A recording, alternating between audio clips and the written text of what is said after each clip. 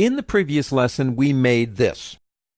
Now, what I love about it, it's a combination of 5 images at different exposures, and I controlled what I wanted from each one of the exposures. And I like the image, but it's missing something.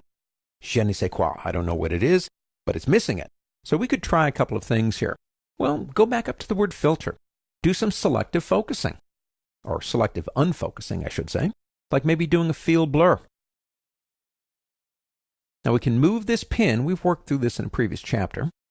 And I'm going to put a pin right up here to increase the blur in this area. Do another one over here, and another one about over here. And then I'm going to come down here and click right on the flame in that candle. Let's go ahead and crank that back down to 0. No blur.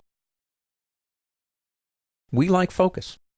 That's a 2-dimensional surface. My eyes cannot change what is or what is not in focus. I will look at what is in focus. So one way might be to use something like that to control the focus of the image beyond how the image was actually taken. Let's go ahead and get out of here. I want the image maybe to have more of a shine to it, a glow. I can't quite put my finger on what I want here, but I'm going to try a couple of things. Let's go and make a copy of background. I'm going to drag it down on top of the new icon. Change the blending mode to overlay. Gets a little bit darker, and I like that look actually a lot better, but go up to the word filter on the pull-down menu and go down to Gaussian blur. I think I want that a little bit more. I'm going to go to about 95 on that. Just like that. Let me reduce this a little bit so you can see this one. Okay, this one is terribly out of focus, but it's being blended into the one that is in focus. And if I turn that on and off, to me, that creates almost a mysterious type of glow to the image, which I don't think you could accomplish any other way. Now let's leave that. I like that. Let's go ahead and click OK right here.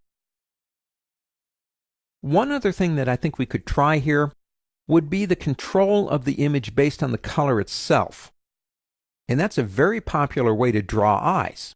So if we do this, let's go into our adjustments down here and go into black and white. Now, once in black and white, we could try different ways to change the black and the white. Let's go back to default. Let's close this out by clicking here. Now, to control an area in terms of color, like maybe I want the candle in color, I can come over here and pick up my paintbrush right here. Make sure you have black as your painting color, and make sure you have the mask selected over here. If I come over here now, I can use my left and right brackets, don't forget, to make a larger or smaller brush. If I paint with black in that area, I'm saying to the computer, that area goes back to color. Don't adjust that area. I'm painting on the mask. Now you can have a lot of fun with this. So now you have an image in stark black and white with a little bit of a glow to it, and only one thing in color, and your eyes will immediately go to it for 2 reasons. Number one, the level of the frequency of color waves. They get more attention by the brain, let's put it that way. And the other thing is we just like to look at things in color. Now we could add a little bit more color to this by coming over and changing the opacity of the blending mode. Just give it a little color, but leave the candle at full tilt. So once you get an HDR image, they are great to look at, and they're amazing. Don't forget, if you do too much, if you put too many special effects in, the message of what you're trying to say is gone, and people are saying, how did he do that? How did he get that color like that? So you can go too far with this stuff, and believe me, if there's any program you can go a bridge too far, it's Photoshop, and I mean that in a good way. But once you've got the image completed, we can still, in Photoshop, work on it to achieve a completely different result.